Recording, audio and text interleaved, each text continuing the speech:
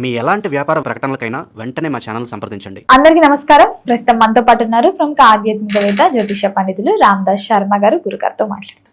నమస్కారం గురుగారు. నమస్కారం గురుగారు, జూలై మాసంలో కన్యా రాశి వారికి ఎలా ఉండబోతుందంటారు? ఎలాంటి జాగ్రత్తలు తీసుకోవచ్చు అంటారు? ఆర్థిక పరంగా, ఆరోగ్య పరంగా ఈ మాసం అంతా ఎలా ఉంటుంది? గ్రహ గోచారం కూడా ఏంటంటారు? అలాగే అమ్మా, కన్యా రాశి వాళ్ళకి గోచారం బాగున్న కొన్ని రాశుల్లో ఈ కన్యా రాశి కూడా ఒకటిని చెప్పుకోవాలి. బాగుంది రాశుల్లో. కారణం ఏంటంటే వీళ్ళకి గురు గోచారం బాగుంది వీళ్ళకి. తర్వాత శని భగవాన్ గోచారం కూడా ముఖ్యంగా బాగుంది. అలాగే రాహు గోచారం కూడా బాగానే ఉంది. కేతు గోచారం కూడా బాగుంది. ఇంకేం కావాలి? ఈ ముఖ్యమైన 4 గోచారాలు బాగున్నాయి. కాబట్టి సప్తమంలో శని భగవాన్ గోచారం, సప్తమంలోనే శని భగవాను అంత సమస్యలను తీసుకురాడు. 6వ స్థానం రాహు చాలా యోగిస్తాడు, శత్రువుల మీద విజయాన్ని సాధించడం. తర్వాత 12వ స్థానం ఉన్న కేతు, అది కూడా మంచి స్పిరిచువల్ యాటిట్యూడ్ని ఇస్తాడు, తీర్థయాత్రలు చేసే అవకాశాన్ని ఇస్తాడు. తర్వాత 10వ స్థానంలో రవి, బుధుడితో కలిసిన రవి, దాని బుధాదిత్యోగం ఫామ్ అయింది వీళ్ళకి, ఈ రాశి వాళ్ళకి. సో ఉద్యోగంలో మంచి ప్రమోషన్స్ వచ్చే అవకాశం ఉంది వీళ్ళకి. 9వ స్థానంలో కుజుడు, 8వ స్థానం నుంచి 9వ స్థానం కుజుడు కూడా అంత హానికరమేం కాదు వీళ్ళకి, బాగానే ఉంటుంది వీళ్ళకి. అయితే ఓవరాల్గా కన్యారాశి వాళ్ళకి చాలా బాగుంది. జూలై మాసంలో బాగుంటుంది. వీళ్ళకి చంద్రాష్టమ సమయం చూసుకోవాలి. చంద్రాష్టమ సమయం వీళ్ళకి 9-10 మధ్యలో, జూలై మధ్యలో వస్తుంది వీళ్ళకి. 9-10 తారీఖులో వస్తుంది చంద్రాష్టమం. అంటే వీళ్ళకి మేషంలో చంద్ర సంచారం. అయితే వీళ్ళు చంద్రుడు కన్యారాశి వారికి ఏకాదశి స్థానాధిపతి. అంటే ముఖ్యంగా చంద్రుడికి సంబంధించి వీళ్ళకి ఏంటంటే వీళ్ళకి లాభాలు, మిత్రులు, తర్వాత వీళ్ళు చేసే పనులు విజయాలు, ఇట్లాంటివన్నీ చంద్రుడికి సంబంధించిన మ్యాటర్స్ వీళ్ళకి. అయితే ఈ సమయంలో 9-10 మధ్యలో అవి కొంచెం వాటి వల్ల కొంచెం స్ట్రెస్ వచ్చే అవకాశం ఉంది. గురుగారు, నార్మల్గానే చంద్రాష్టమం అంటేనే కొంచెం స్ట్రెస్తో సంబంధించిందా? అవునమ్మా. ఎందుకంటే ఎలాంటి స్ట్రెస్ అనేది రాశిని బట్టి ఉంటుంది. కొంతమందికి ఆరోగ్యం బాగుండదు, కొంతమందికి మానసికంగా బాగుండదు, కొంతమందికి ఖర్చులు ఎక్కువ అవుతాయి. ఓవరాల్ గా ఏదో ఒక ప్రాబ్లం ఉంటుంది. చంద్రుడు అష్టమంలో ఉంటే, రాశి నుంచి అష్టమం ఇస్తే ఏదో ఒక చిన్న ప్రాబ్లం ఇస్తూనే ఉంటాడు. చంద్రుడు అష్టమంలో ఉంటాయి, అష్టమంలో రాశి నుంచి 8వ స్థానంలో ఉంటాయి. దాన్ని చంద్రాష్టమం అంటారు. చంద్రాష్టమం సమయంలో వ్యక్తిగత జాతకంలో దశ విదశ బాగా యోగిస్తుంటే అప్పుడు చంద్రాష్టమం పెద్ద ప్రభావాన్ని చూపించదు, ఎక్కువ చూపించదు. ఏదో ఉంటుంది, ఆ శాఖ అయితే ఉంటుంది కానీ ఎక్కువ చూపించదు. అయితే వ్యక్తిగత జాతకంలో దశ విదశ అంత బాగలేకపోతే ఈ చంద్రాష్టమం అనేది తీవ్రమైన ప్రభావాన్ని చూపిస్తుందని చెప్పాలి. కొంతమంది చంద్రాష్టమి సమయంలో చనిపోయిన వాళ్ళు కూడా ఉన్నారు కొంతమంది రాశుల్లో. అంటే వాళ్ళకి 2వ స్థానం 7వ స్థానం ఆపరేషన్లోకి వచ్చి తర్వాత దశ విదశ బాగాలేకపోయినప్పుడు, చంద్రాష్టమం అయినప్పుడు ఆ సమయంలో చనిపోయిన వాళ్ళు కూడా చాలామంది ఉన్నారు. కాబట్టి అంటే ఆ సమయం జనరల్గా చంద్రాష్టమంలో ఉన్నప్పుడు కొంచెం తీవ్రంగానే ఉంటుంది స్ట్రెస్. అయితే ఏ భావంలో ఉంటుంది అనేది ఆ భావాన్ని, ఆ రాశిని బట్టి ఉంటుంది. వీళ్ళకి కన్యా రాశి వాళ్ళకి ఏకాదశి స్థానం చంద్రుడు, కర్కాటక రాశి ఏకాదశి స్థానం అవుతుంది కదా.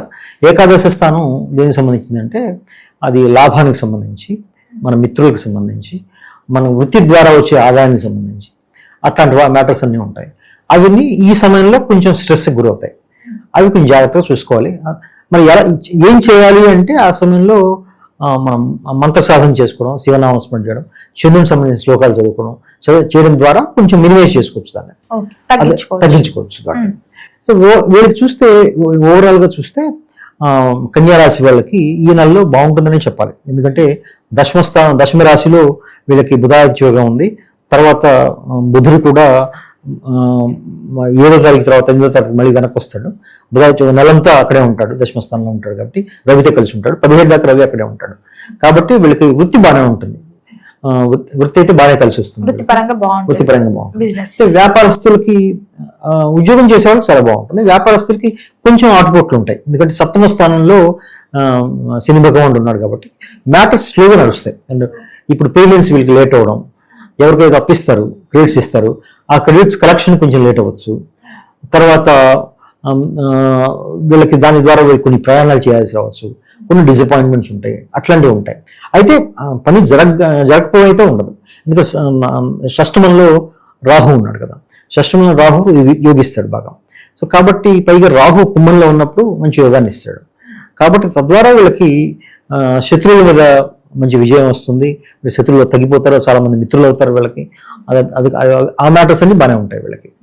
అయితే ఇప్పుడు విద్యార్థుల విషయానికి వస్తే వీళ్ళకి విద్యార్థుల విషయంలో విద్యార్థులకు కూడా బాగానే ఉంటుంది. ఎందుకంటే 4వ స్థానాధిపతి వీళ్ళకి ఏకాదశంలో ఉండడం, ఉచ్చపట్టడంతో ఏమవుతుందంటే వీళ్ళకి చదువు మీద ఆసక్తి కలగడం, పైగా బుద్ధుడు కూడా వీళ్ళకి దశమంలో ఉండి కొంతకాలం దశమం, కొంతకాలం ఏకాదశ రాశుల్లో ఉంటాడు. కాబట్టి వీళ్ళు చేసే విద్యార్థులు చదివేదానిలో ఎక్కువ ప్రొడక్టివిటీ రావడం, ఆసక్తి పెరగడం, వీళ్ళకి అభివృద్ధి ఎక్కువ వచ్చే అవకాశాలు అయితే ఉన్నాయి విద్యార్థులు కూడా. వ్యాపారం చేసేవాళ్ళు కొంచెం ఒడిదుడుకులు, ఇందాక మనకున్నట్టుగా ఒడిదుడుకులు ఉంటాయి వీళ్ళకి, ఉంటాయి కానీ ముందుకు వెళ్తాయి, వ్యవహారాలు అయితే ముందుకు వెళ్తాయి. మరి వివాహాల కోసం ప్రయత్నిస్తున్న వారికి కూడా వివాహ యోగం ఉందంటారా ఈ మాసంలో? వివాహం అది కూడా కొంచెం ఒడిదుడుకులు ఉండొచ్చు. ఎందుకంటే అయితే రాష్ట్రాధిపతి, సప్తమ రాష్ట్రాధిపతి గురువు ఉచ్చస్థానంలో ఉండడం వల్ల పనులు అయితే అవుతాయి. కొంచెం శని భగవానం వల్ల కొంచెం డిలేస్ ఉంటాయి, అటు ఇటుగా మూవ్ అవుతూ ఉంటాయి. బట్ ఇప్పుడు ఈయన దృష్టి దాని మీద ఉంది కాబట్టి, బృహస్పతి దృష్టి ఆ స్థానం మీద, సప్తమ స్థానం మీద ఉంది కాబట్టి మ్యాటర్స్ని ఆయన బాగానే మూవ్ చేస్తాడు.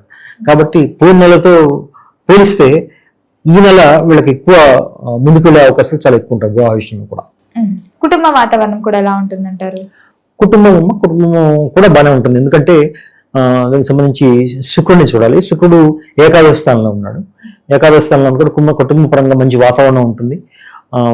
కుటుంబ సభ్యులతో ఉల్లాసంగా గడుపుతారు అందరూ.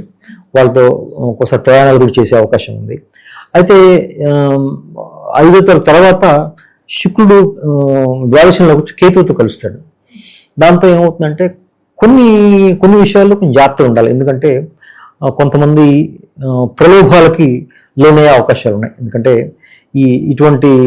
ఇప్పుడు ఈ కాలంలో చూస్తే ఈ డేటింగ్ కల్చర్ బాగా పెరిగింది కదా, అట్లాంటి ట్రాప్లో, హనీ ట్రాప్స్లో పడే అవకాశాలు కొంచెం ఎక్కువ ఉన్నాయి. ఎందుకంటే ఇప్పుడు శుక్రుడు అయితే ఇప్పుడు కేతువుతో కలిసి ద్వాదశ స్థానానికి వెళ్తాడు. ఈ రాశికి సంబంధించిన వ్యక్తులు అలాంటి వాటికి అట్రాక్ట్ అయ్యే అవకాశాలు చాలా ఎక్కువ ఉంటాయి వాళ్ళకి. అందుకని ఆ విషయంలో కొంచెం జాగ్రత్తలు తీసుకోవాలి. ఏం జాగ్రత్తలు తీసుకోవాలి అంటే కేతువు సంబంధించి, శుక్రుడు సంబంధించిన ఆరాధన చేసుకుంటే సరిపోతుంది. వీళ్ళకి ముఖ్యంగా వీళ్ళు చేసుకోవాల్సింది ఏంటంటే కుజుడు సంబంధించి, కేతువు సంబంధించి చేసుకుంటే సుబ్రహ్మణ్య స్వామి ఆరాధన కూడా చేసుకోవాలి. తర్వాత గణపతి ఆరాధన చేసుకుంటే వీళ్ళకి ఉపయోగకరంగా ఉంటుంది వీళ్ళకి. మరి గురుగారు ఎవరైనా విదేశాలకు వెళ్ళాలి, అక్కడ చదువుకుందాం, సెటిల్ అవుదాం అని ఆలోచన ఉన్న వారికి విదేశీ యోగం ఉందంటారు?